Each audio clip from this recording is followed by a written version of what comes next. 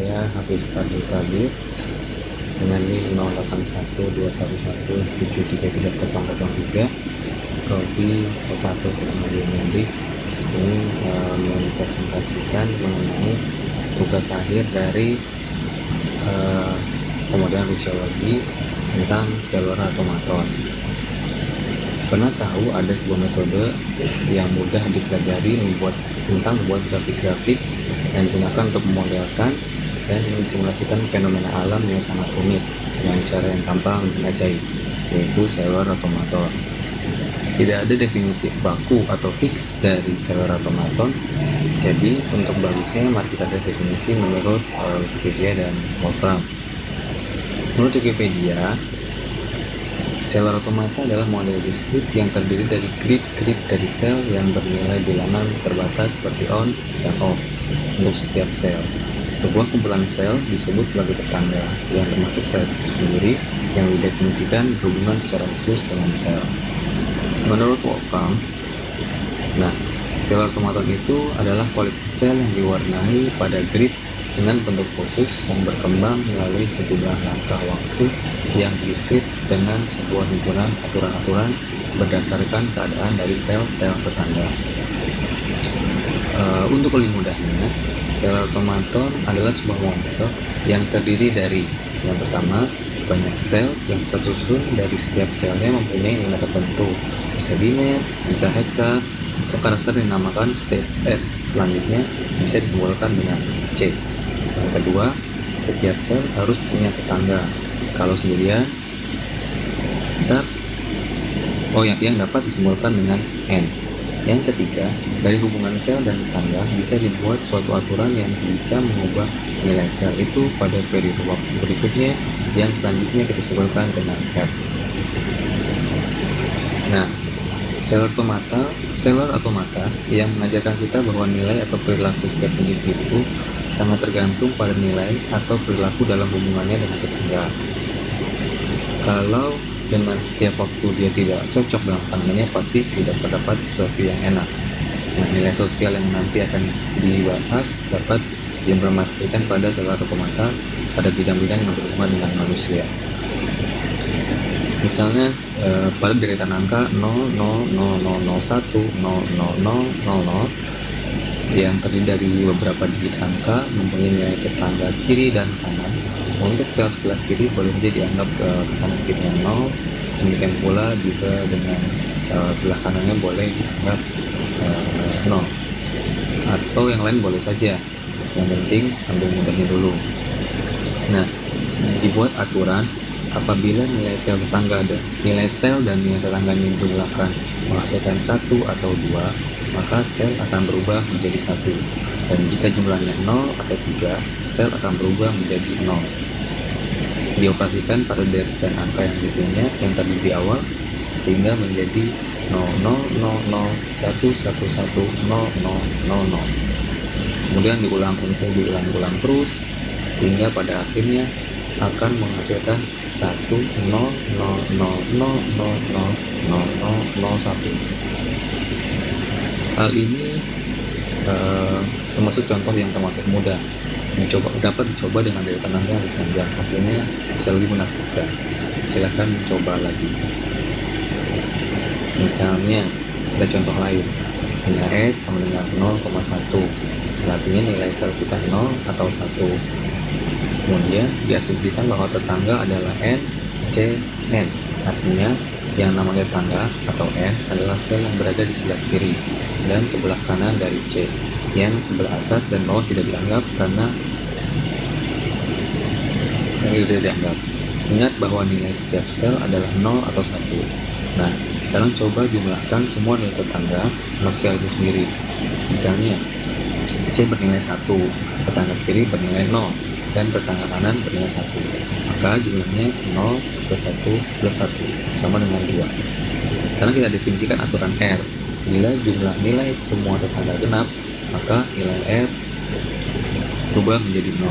Bila jumlah nilai semua tetangga ganjil, maka nilai sel berubah menjadi 1. Lalu kita punya deretan angka seperti pada awal yang tadi sudah contoh mudah, 0, 0, 0, 0, 0, 1, 0, 0, 0, 0, 0. Coba kita gunakan aturan di atas untuk mengubah nilai setiap sel di waktu berikutnya. Untuk sel paling kiri tetangga, kirinya tidak ada, boleh dianggap 0. Dan demikian juga sel paling kanan. Hasilnya adalah 0000110000. Diulangi lagi hingga pada akhirnya akan memunculkan 01001000.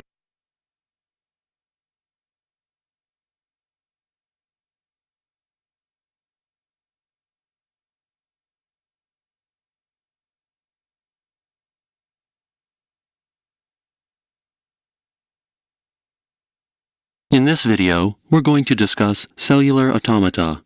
We will firstly talk about what they are before looking at a classic example. We will then discuss individually the different classes of patterns that cellular automata can generate before wrapping up with a talk about their significance as a new approach to mathematical modeling. Cellular automata are algorithmic models that use computation to iterate on very simple rules. In so doing, these very simple rules can create complex emergent phenomena through the interaction between agents as they evolve over time. To illustrate the functioning of a cellular automaton, we will take an example from probably the most famous algorithm called the game of life, devised by the mathematician John Conway. The game of life is played on a grid of square cells. A cell can be live or dead. A live cell is shown by putting a mark on its square. A dead cell is shown by leaving the square empty. Each cell in the grid has a neighborhood consisting of all adjacent cells to it, and there are just 3 rules governing the behavior of an agent. 1. Any live cell with fewer than 2 live neighbors dies, as if caused by underpopulation. 2. Any live cell with 2 or 3 live neighbors lives on to the next generation. 3. Any live cell with more than 3 live neighbors dies, as if by overcrowding. 4. Any dead cell with exactly 3 live neighbors becomes a live cell, as if by reproduction. So, let's input a starting condition and run the program to see what we get. This pattern is called still life, for obvious reasons. Its product is probably the most simple class of pattern, called Class 1, where nearly all of these patterns evolve quickly into a stable, homogeneous state and any randomness in the initial pattern disappears. The second class of pattern we may get is where the system evolves into an oscillating structure, the simplest of these being a blinker that has a period 2 oscillation. We can also have oscillating structures that cycle over prolonged periods of time. For example, a pulsar has a period 3 oscillation, but oscillators of many more periods are known to exist. Class 3 patterns are random, where nearly all initial patterns evolve in a semi-random or chaotic manner. Any stable structures that appear are quickly destroyed by the surrounding noise. Local changes to the initial pattern tend to spread indefinitely. Here we can get what are called gliders, where a group of cells appear to glide across the screen, and this is a good example of emergence, as we no longer see the simple rules that are producing them, but instead this emergent structure of an object gliding. Lastly, automata can also produce patterns that become complex and endure over a prolonged period of time with stable local structures. With these more complex patterns, cellular automata can simulate a variety of real-world systems, including biological and chemical ones. Since the advent of the game of life, new, similar cellular automata have been developed that can do all sorts of things, such as create fractal patterns, that is, self-similar structures that repeat themselves over various scale of magnitude. Other games create patterns that can reproduce themselves. We might ask, is there anything that these automata can't do? From the perspective of computation, the game of life can do anything that your computer can do. It can count to 100, calculate the volume of a cylinder, or if you wanted to figure out the cube root of 1230, you could encode this into a set of cells on the automata and have it compute the value. The game of life, as simple as it is, has proven by computer science to be capable of universal computation. Lastly, we will talk about the significance of cellular automaton as a new approach to mathematical modeling.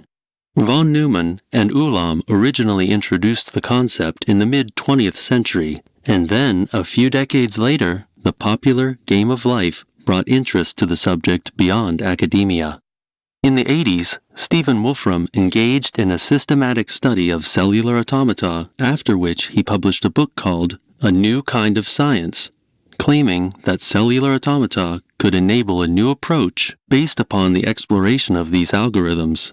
But what is behind this big statement about these simple programs creating a new kind of science? One assumption within modern science is that simple rules can only create simple phenomena, and thus, inversely, complex phenomena must be the product of complex rules. The advent of chaos theory during the past few decades revealed this to be an invalid assumption, as simple systems like a double pendulum proved to be capable of generating complex and chaotic behavior. It is now increasingly accepted that complexity may not be the product of complex rules, but in fact emerge out of an interaction of simple rules as they evolve over time. Cellular automata are the tools that capture and embody this paradigm within science. Secondly, ever since the rise of modern science some 400 years ago, equations have been the dominant form of mathematical models through which we have encoded so-called scientific laws of nature. There are many valid applications for equation-based modeling, but they also have their limitations. They present a somewhat static picture of the world in a state of permanent equilibrium. This is most clearly exhibited within economic models that describe markets as always moving towards an equilibrium state between supply and demand. But in reality, many complex systems like ecosystems and societies are only at or near equilibrium when they are dead. Things are constantly changing. New technologies are invented, startups are disrupting the status quo, and so on. Non-equilibrium phenomena of this kind are not well modeled by equations and are best described through the evolutionary dynamics that shape them, with cellular automata again being well designed to capture this. We will wrap up then by saying that cellular automata are an alternative computation modeling method based upon algorithms that iterate on simple rules to try and simulate complex phenomena. The primary classification of cellular automata are numbered 1 to 4 in order of the complexity that they can sustain, as they go from stable to periodic oscillation to chaotic and complex patterns of behavior. We have also talked about how they are better suited to modeling phenomena that are the product of evolutionary dynamics and have emerged out of the interaction between their parts, as is typically the case for complex systems.